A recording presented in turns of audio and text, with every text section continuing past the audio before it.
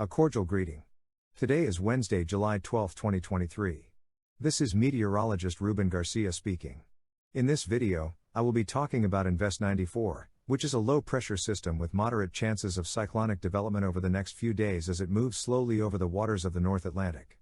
Additionally, I will discuss the conditions in the tropical Atlantic and a tropical wave that may encounter favorable conditions for cyclone formation during the last week of July. However, for the time being, the tropical Atlantic remains calm due to unfavorable atmospheric conditions for cyclone formation, which is typical for the month of July. We have some tropical waves, but none of them show potential for cyclonic development, and this pattern is expected to continue for at least the next 7 days. We have a high presence of Saharan dust, as is normal during the month of July. Here we can see the concentrations of Saharan dust extending over a large part of the tropical Atlantic. This dust helps reduce the probability of cyclonic development. This Saharan dust cloud will also be reaching the Caribbean region over the next few days. When we look at the animation of the projected concentration of Saharan dust over the next few weeks, you can see that several high concentration events are expected to move across the tropical Atlantic and the Caribbean. Meanwhile, we are keeping an eye on Invest 94. As you can see, at 2 p.m., it had a 50% chance of cyclonic development over the next 7 days. Also, note that the development area is quite small, which means it will be moving slowly through this region over the next 7 days. The development of this non-tropical low-pressure system should be slow and mostly caused by baroclinic processes. This means that we may have the development of a subtropical storm, which, if it forms, would be named Subtropical Storm Dawn. This type of development occurs in the North Atlantic, where temperatures are not very warm but atmospheric instability can lead to the formation of these low-pressure systems. In the visible satellite image, we can clearly see this low-pressure system and the circulation at surface levels.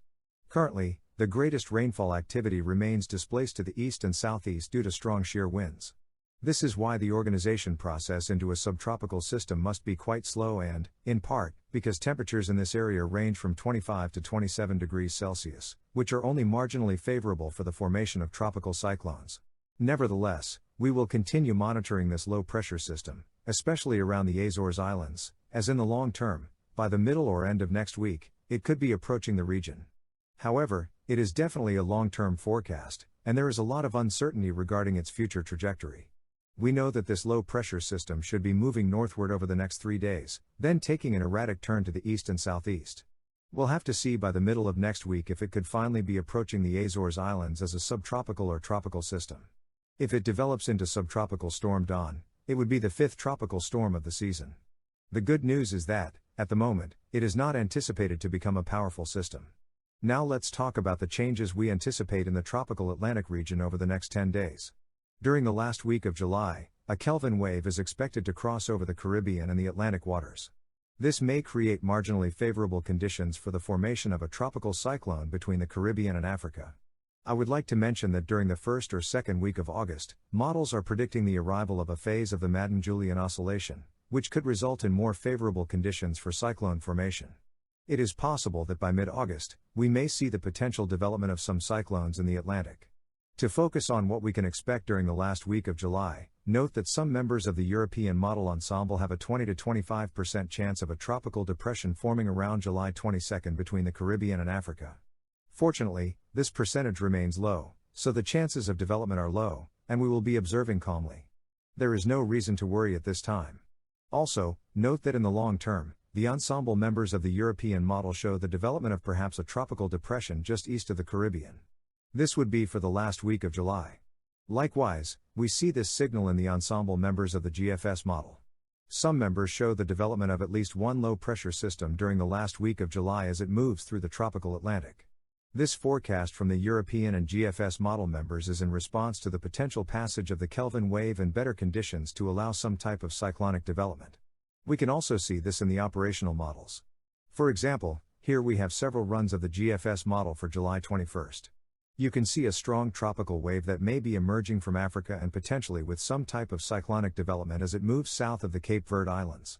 However, remember that this forecast is long-term, and we are simply observing what changes could occur in 1 or 2 weeks. Sometimes, the operational European model also develops a low-pressure system associated with a strong tropical wave that may emerge between July 20th and 22nd.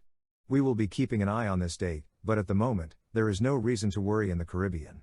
Finally, I wanted to show a long-term forecast product from NOAA where they have marked the tropical Atlantic region as an area of interest for cyclonic development during the last 10 days of July.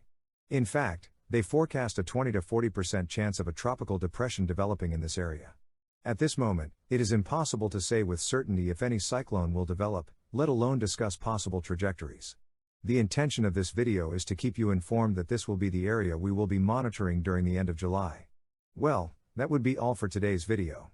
I will update this forecast in case there are any significant changes regarding Invest 94 or the expectation of possible cyclonic development in the tropical Atlantic by the end of July. I hope everyone is having a great summer. Until next time.